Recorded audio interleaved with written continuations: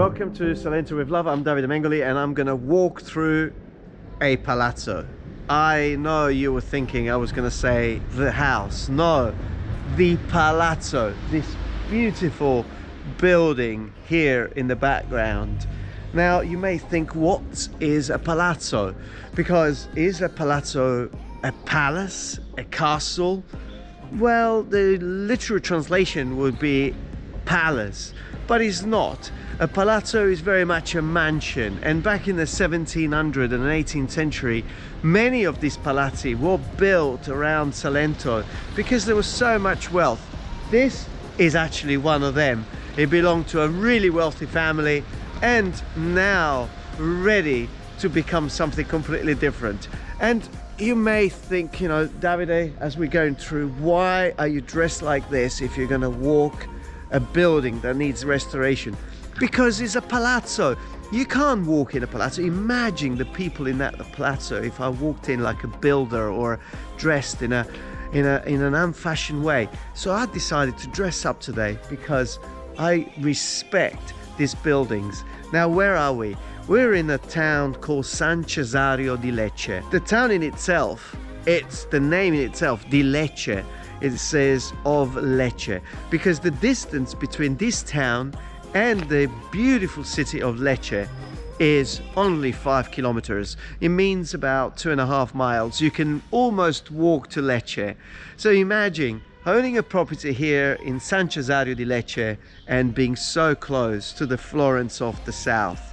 Good enough size, probably around about 8,000 people, and surrounded by extraordinary buildings that I would like to show to you. Before we go and walk through the palazzo, we want to go and discover really what San Cesario di Lecce is about, a little bit of the history, a little bit of the buildings that make this city one of the most beautiful cities, and also with one of the most beautiful churches in the whole of Salento. Let's go and have a look at it.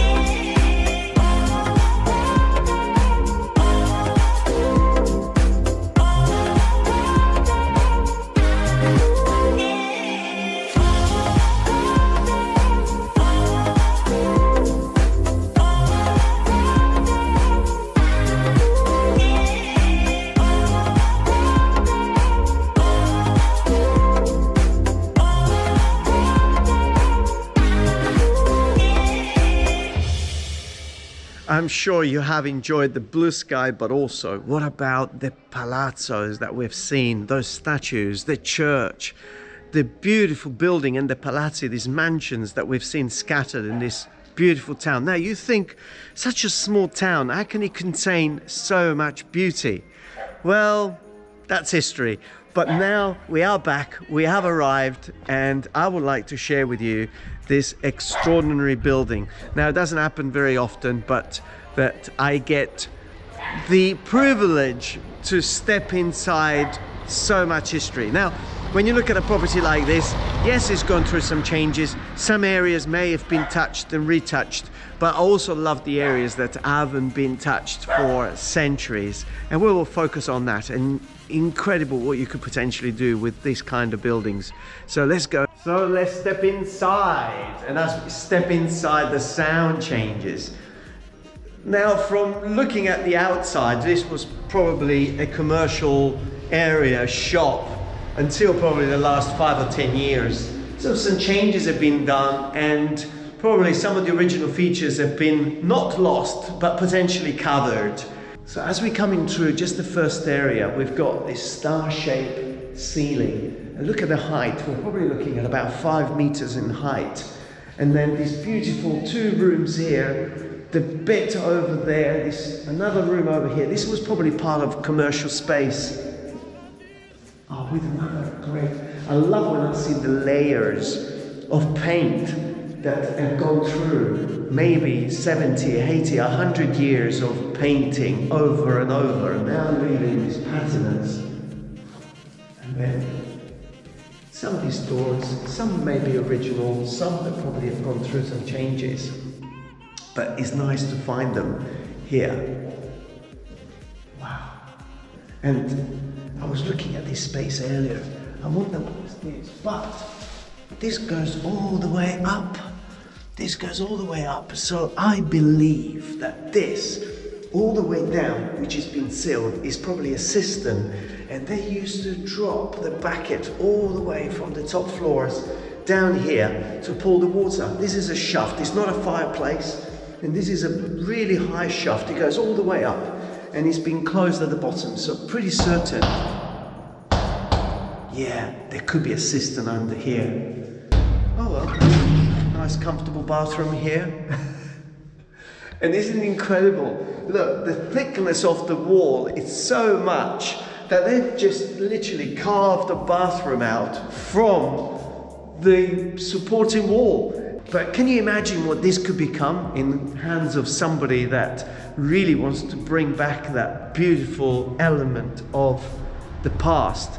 Now we're stepping into the yard. So the courtyard was a very important aspect of a property. I'm not going to turn around yet because what's behind me, well actually in front of me, it is an incredible feature that is part of this palazzo. But so many changes have happened to these buildings over centuries. Now, this is probably one of the most extraordinary parts of this building. Can you imagine having a small vintage car, actually a big vintage car, and living in here? It's covered and you've got a star-shaped ceiling with a cobblestone on the floor. This is not pietra leccese, this is actually cobblestone. And I love these details that you can see on the edge of the pillars. These are supporting the whole wall. This is pietra leccese, this is not carparo, so this wall can be cleaned up, exposing this very beautiful wall and walls that were built 200 years ago. So that's really what makes it really exciting. And this is the big door. We're gonna go and see that one from the outside with a big knocker. Yes, well, I mean, you know what I mean. I mean that thing that you use to knock on the door. That's what I meant. There is one attached to the door here, original. Then we have a little door there. We're gonna go and explore that, leading to the floor upstairs. I did say this was a labyrinth, a really large building that needs vision. But then what you're gonna get out of it, it's an incredible palazzo mansion here on the doorstep of Lecce, the beautiful Florence of the south. Now, can I turn around and show you what I was telling you earlier? You just step inside your palazzo and look at that. Wow. Is that a family crest? Isn't that amazing? And you see that bit here? This is how they used to do good things in them days. They used to do pretty things. That's the downpipe for the rainwater, but is all in cotto, is all in terracotta. And then it's actually been covered to make it pretty. So this was maybe the main grand entrance to the building, the palace, the mansion. Isn't that incredible? I'm excited. You know, when I come into these buildings, and I did say I dress up for the occasion because this was a house of very wealthy people. You need to dress up. It doesn't matter that the house is in the state that it is. It's still a palazzo. So you've got to dress up. Look at this family crest. Isn't that incredible? I mean, you will actually go under this beautiful sign. Can you imagine what this courtyard is going to be like? Special. But this is not the only outside space, but let's go inside. I can't wait to step in because we are stepping in history. This is the part of the building that hasn't been touched or tampered with for probably, I would say, since it was built, maybe. Oh my God. Oh really, just this, if I could just take it away as it is. Well, this has got nothing to do with the Banksy. Yeah, you know Banksy, the graffiti painter? Yeah, well, I love Banksy work, but I would rather this in my house than a Banksy. Look, can you imagine once you just take a little bit of dust off and you seal this and you leave it? It's better than an fresco. This is layers of 150 years, 200 years. And look at some of these details. This is better than an abstract painting. This is time. And then all these little spaces that they used to create, to store things. Wow. And this is just the first room. I think we should go this way. And again, we're entering into a room. Oh yes, I forgot to mention the floor. This is like, it's not even cementina. This is before, this is like a cotto. Now you've got to remember that this town, San Cesario di Lecce, as we have seen outside by wandering the streets, this was a Roman town. So probably some of the areas and some of these parts of these buildings, they go back to Roman time or the same techniques. So when you come across a floor like this, which is actually a pure cotto, very thick terracotta tiles, then we're not looking at a repro, we are looking at the real thing. Can you imagine, polish these up? Probably, unfortunately, we lose some of the areas. There is a bit of cement here in the middle here because they brought the sewer in, so they had to break it all up. And probably they didn't think very much about saving the tiles. But I'm sure a lot of it can be saved and utilized to create a really special environment. So I think we should go through there now. Wow, it's like we're stepping back in time. We're going from the cotto tiles to big stone slabs. Well, this is before the cotto, this is before the cementine, the cotto tiles. We're even before that, and we got these massive slabs. But again, look at this patina. Well, I'm not suggesting that should stay, but just cleaning it up and doing something by saving this beauty. And then, you know, you come across features like this. We've got a set of stairs here going up, but where do they go up to? Nowhere. It's been blocked up there, but surely because it's the same part of the building, they probably went to the upstairs floor, or maybe an hidden room, what used to be the kitchen. I mean, now today we turn the gas on, we turn the electrics on, and we can cook. But look at this. This is a huge, wow. This is a huge fireplace. It still has the signs of where they used to. Oh, look, this is where they used to put the pots and cook, and probably the fire under there. Lovely, these details. Look at this little room up there. But what I really, really incredibly like, again, is this patina that has been built over centuries. And then from here we can go into this other room. And it's room upon room upon room with features, and then we're out into a beautiful courtyard.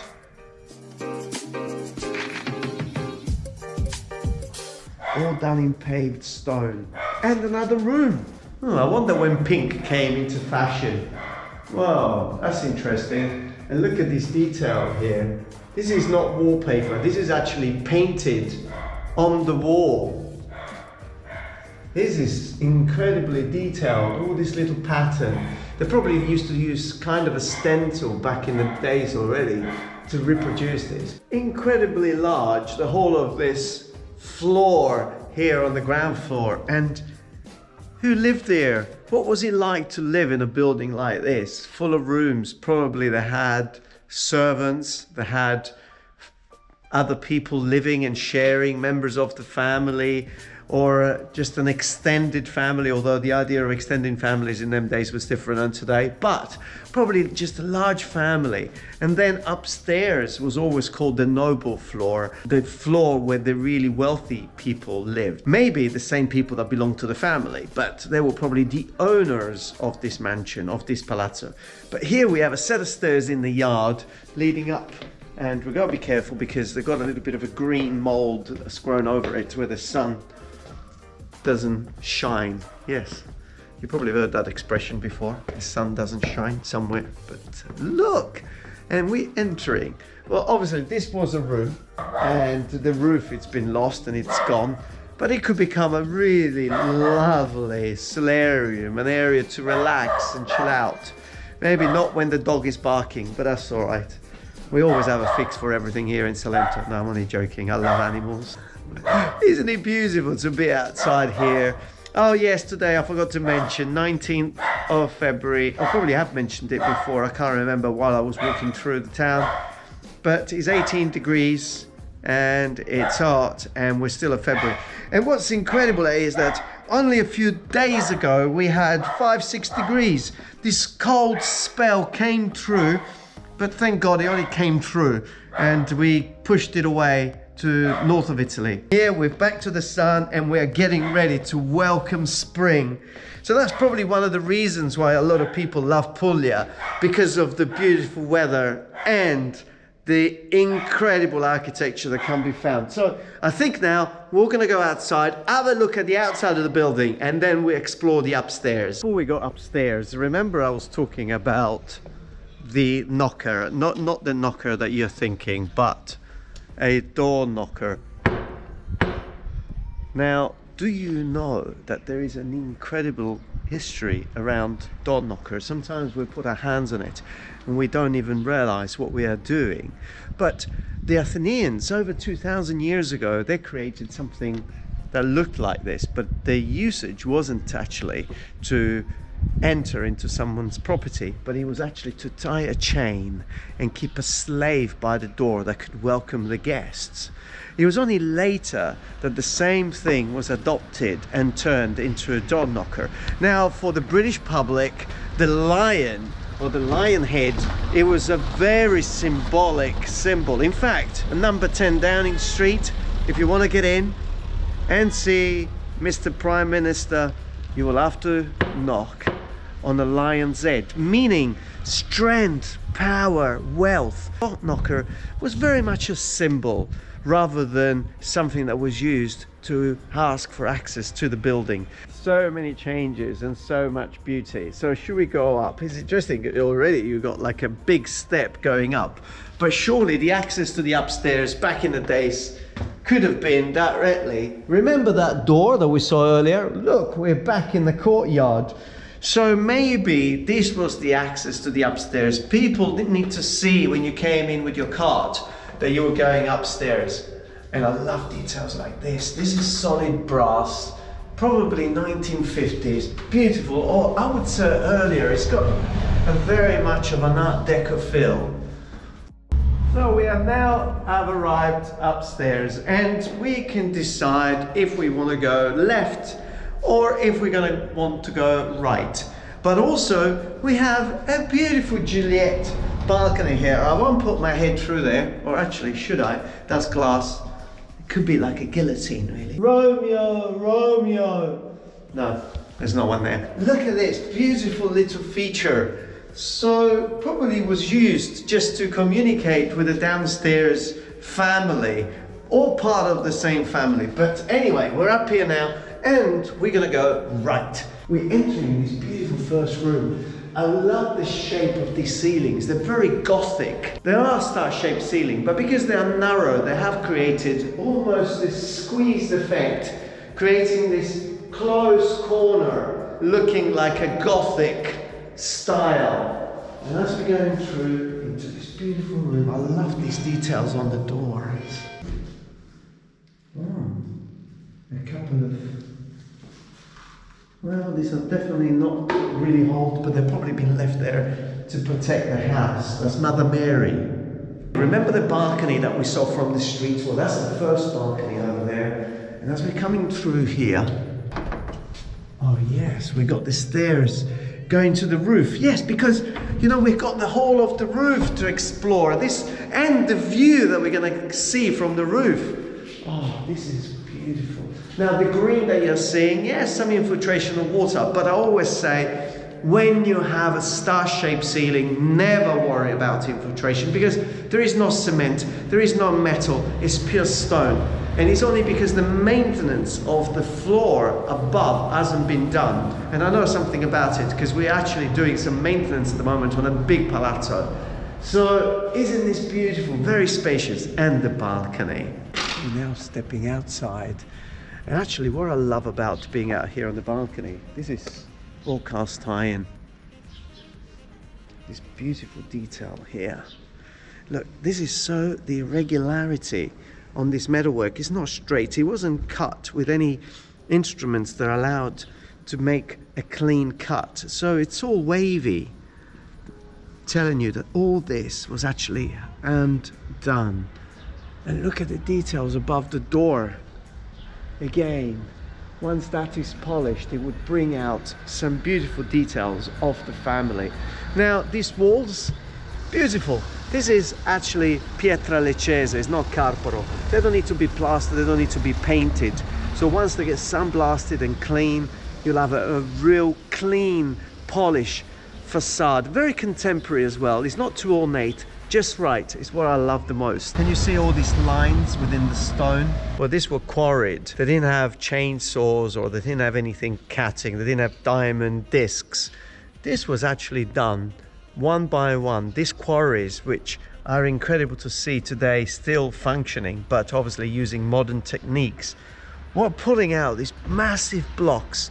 And you can imagine a guy could only do probably 10 to 15 blocks in one day of 10 hours work, just stacking away. And so exposing this and cleaning it, it would also give you an idea that here we're looking at something late 17, mid 18, where because machinery wasn't yet there to actually allow to do the work. That for me, it's an incredible piece. So as we step inside and we leave that blue sky above there to, yeah, I haven't painted it, it's actually blue. Yes, really, really blue. We're going back inside. I must admit, it's a bit colder inside than what it is outside, because obviously the sun out there is really beating and is making it really nice and warm. And these houses with these star-shaped ceilings being so high, they're nice and fresh and very cool. So we have another small room here. So it's quite interesting how this place is kind of a big square divided into rooms. And do you know, if we would have turned left from the stairs coming up here, remember the Romeo and Juliet balcony? We would have ended up exactly in this space here. So it can be split into two areas, left and right wing, both of them with their own balconies. Oh, another room in here. Oh, this is not just a room. I know it's very dark and I'm not sure if you can see what's in here, but it's a big fireplace. Yeah, it's just been sealed. And you see the sign of the time? This was a door. Look, it's been bricked up and closed. So these two rooms were together, or probably this was one big room, but this is definitely a door that led to the room next to it. Yeah, well, we can't see. Oh yes, we can see it a little bit over here as well. Oh, that's interesting. So these two rooms were connected and the fireplace was bringing the heat through the house. So we're just going up a few steps to enter a really big, spacious, yes, the echo. Love it because of the star-shaped ceiling. If I move to the side, the echo is a lot less. If you are in the center, it creates that really beautiful acoustics. And a window leading to the private courtyard, and another door bringing the light from the back of the house, and a level terrace. Now, how rare it is to have a first floor with the level terrace. That adds to the day living. You can be here, but then you can have coffee outside, you can read a book, you can just chill out, relax, sunbathe if you want to. But then we are very close to the sea. Did I say that? We're only about 8 kilometers from the sea. So what a fantastic location. This deserves to probably be taken off and hang on the wall as a collectible piece. The details are incredible. That's the Juliet balcony. We've come up a few steps and we're into this upper floor. This was probably a kitchen. Oh, we have a fantastic modern bathroom. Well, I'm not too sure about modern. This is just magic, you know, to be at the middle of February, 19th of February, and to step outside and to have the heat and the blue sky is priceless. And to be so close to the city of Lecce, you could cycle there, spend the day, come back and live in a beautiful palazzo with a family. Or maybe turn this palazzo into something else. it could be a small hotel. It would be quite interesting. A small boutique hotel. Why not? And one thing that caught my eye when I was outside here was this. W il Re. That stands for Viva, Hooray to the King. So this was probably done prior to the 1940s when Italy still had Vittorio Emanuele as a king in this country. So I thought that's quite a nice thing. That needs to stay. And it marks the time of this property and also the political inclination that the people that lived here had potentially, because that could have been done at the time when Mussolini kicked the king out. So in that period of time. Anyway, enough of the history, and we just want to go back and have a little quick scan as we're walking through and then finish it off outside. Back in them days, the roof gardens, or the roofs, not gardens, the roofs were only used to probably hang the washing or just to search and look for enemies approaching the town, really a long time ago. Now, a lot of these roofs have become a fantastic feature on some of these properties. Very elegant rooftops. Some people introducing as well water features. We are on the roof of a palazzo. Hundreds of years of history, undisturbed. I love that wall. Look at that feature. It reminds me when I was in Petra in Jordan. They have a lot of walls there built in this particular way. That's kind of an incredible piece of architecture. Very impressive. And we've got stairs going up here so we can go even higher. Can you imagine what you can do with this rooftop? And look at the view.